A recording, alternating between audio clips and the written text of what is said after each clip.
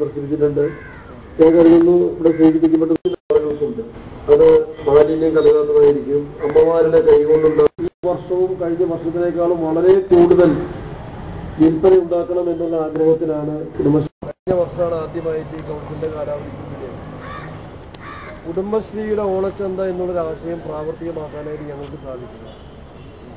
ഞാൻ വിശ്വസിക്കുന്നു കഴിഞ്ഞ 58 മാസക്കാലത്തിനുള്ളിൽ കുടുംബശ്രീയുടെ പ്രവർത്തനം ഒരു അർത്ഥപൂർണമായ തലത്തിലേക്ക് ഉയർത്തിക്കൊണ്ടുവരുവാനായിട്ട് കൗൺസിലിന് സാധിച്ചിട്ടുണ്ട്.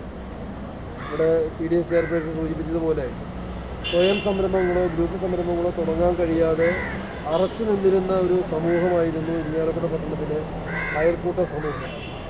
ആ അയൽക്കൂട്ട സമൂഹങ്ങൾക്ക് ആവശ്യമായിട്ടുള്ള ആത്മവിശ്വാസം ഉണ്ടാക്കി കൊടുക്കാനും അവർക്ക് വേണ്ടുന്ന പരിശീലനങ്ങൾ നൽകുന്നതിനുമൊക്കെ ഈ കൗൺസിലിൻ്റെ കാലാവധിക്കുള്ളിൽ ഞങ്ങൾക്ക് സാധിക്കും. അതിൻ്റെ ഫലമായി ഞാൻ കരുതുന്നു മിക്ക വാർഡുകളിലും പ്രവർത്തിക്കുന്ന അയൽക്കൂട്ടങ്ങളെല്ലാം തന്നെ സ്വയം സംരംഭങ്ങൾ ഏറ്റെടുത്ത് ഉൽപ്പാദനം തുടങ്ങുന്ന ഒരു സ്ഥിതിയിലേക്ക് നമ്മുടെ പട്ടണത്തിൽ എത്തിച്ചുകൊണ്ടിരിക്കുകയാണ്. പല വൈവിധ്യമാർന്ന ഉൽപ്പന്നങ്ങളാണ് അവർ ഉൽപ്പാദിപ്പിക്കുന്നത്.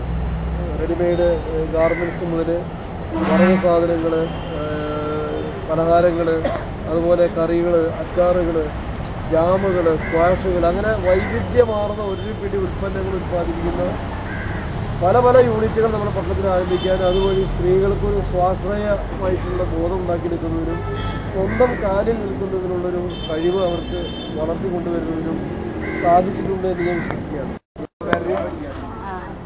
കള്ളിയേർക്കുക